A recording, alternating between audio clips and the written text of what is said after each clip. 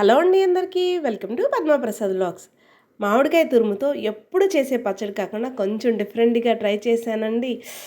అసలు ఈ మాటలు లేవండి. వేడి వేడి అన్నంలో అంత నెయ్యి చెక్క వేసుకొని తింటూ ఉంటే ఇంకా ఏ కూరలు ఈ పచ్చడి ముందు దిగదుడిపోయండి. అంత కమ్మగా ఉంటుంది.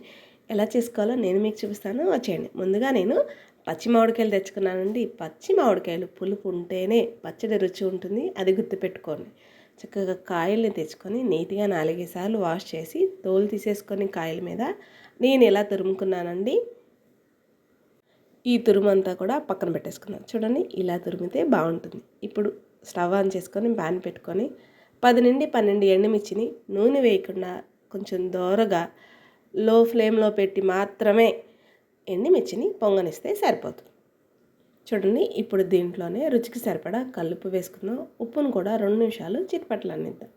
అలాగే దీంట్లోనే ఒక స్పూన్ దాకా జీలకర్ర వేసి అంతే అండి, వేగిపోయినాయి. ఎండుమిర్చి రంగు మారి కొంచెం పొంగితే చాలండి. ఓకే, ఏమీ వేయించుకోవసరం లేదు. అసలు నాకు తెలిసి ఎండుమిర్చిని చాలామంది వేయించకుండానే చేస్తారు, కానీ వేయించి చేస్తే బాగుంటుంది. వీటిని ఇప్పుడు స్టవ్ ఆపేసి చల్లారబెట్టేసుకుందాం. ఈ లోపల ఒక బౌల్ తీసుకొని మనం తురుముకున్న మామిడి తురుమంతా కూడా ఆ బౌల్లో వేసేసి పక్కన పెట్టేసుకుందాం. ఇప్పుడు మనం వేయించి పక్కన పెట్టి ఎండుమిర్చి, ఉప్పు, జీలకర్ర ఉన్నాయి కదా, అవి చిన్న మిక్సీ జార్లో వేసేసుకుందాం. చూడండి, ఇవి వేసేసాం కదా. ఇప్పుడు దీంట్లోనే 5-6 వెల్లుల్లి రెబ్బలను కూడా పొట్టుతో సహా వేసేస్తున్నానండి. వెల్లుల్లి రెబ్బలు వేస్తేనే టేస్ట్ బాగుంటుంది. ఇప్పుడు వీటిని బరకగా గ్రైండ్ చేసేసుకుందాం. చూడండి, ఈ మాదిరిగా గ్రైండ్ చేసుకుంటే చాలు.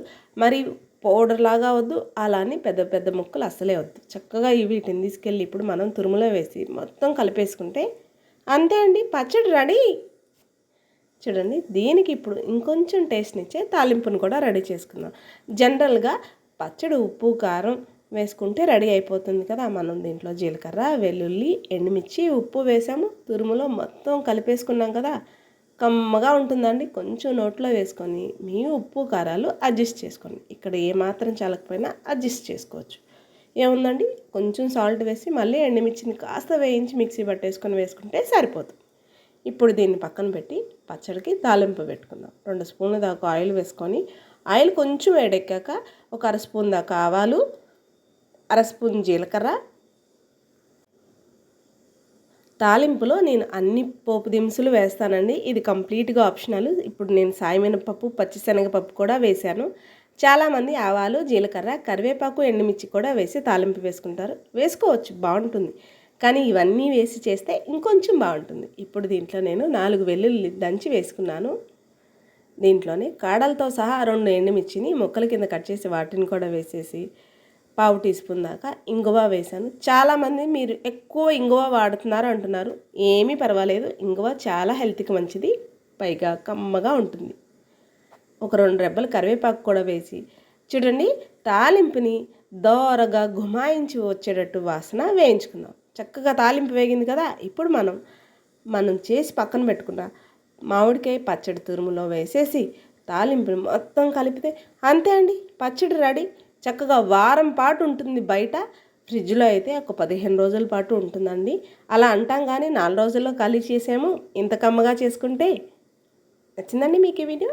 అయితే లైక్ చేయండి, మన ఛానల్ని సబ్స్క్రైబ్ చేసుకోండి. అన్నట్టు మర్చిపోయా, మీరు ట్రై చేస్తారు కదా. ట్రై చేస్తే ఎలా వచ్చిందో కామెంట్ చేయడం అస్సలు మర్చిపోవద్దు.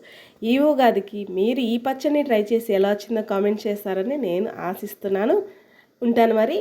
కమ్మగా కాస్త వేడి అన్నం వేసుకొని అంత నెయ్యి వేసుకొని ఒక పట్టు పట్టేస్తాను మరి.